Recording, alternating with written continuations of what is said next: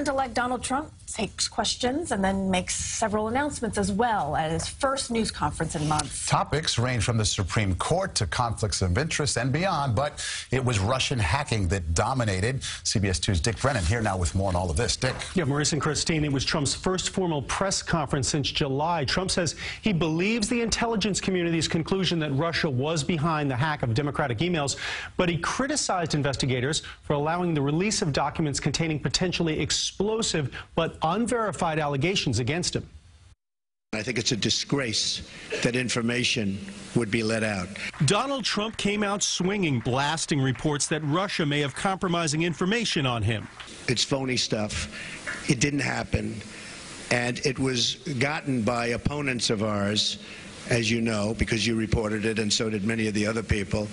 It was a group of opponents that got together, sick people, and they put that crap together. CBS News has learned that an appendix to an intelligence report presented to Trump and President Obama contained details of an alleged Russian effort to compromise the president-elect with damaging information about his business and personal life. But the details have not been verified, and Trump had no time for questions from media outlets he believed were unfair to him. No, not you.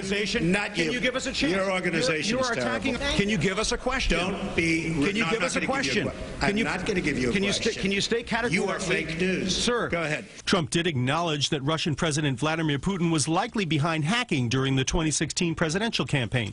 He shouldn't have done it. I don't believe he'll be doing it more, but it's not just Russia. 22 million accounts were hacked in this country by China. Concerning his business affairs, Trump announced he's formally handing over complete control of his empire to his adult sons, Donald Jr. and Eric, but he will not divest himself. Ivanka Trump will have no more involvement in the corporation. There'll be no new foreign deals, but domestic ones will be okay. An ethics advisor will be put on the management team, and any profits from foreign government payments made to his hotels will be donated to the Treasury Department.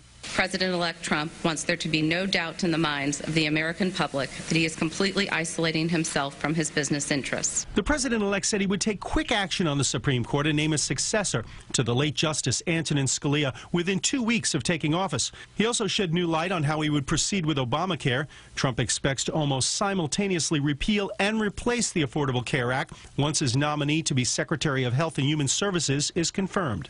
Obamacare is a complete and total disaster. We don't want to own it. We don't want to own it politically.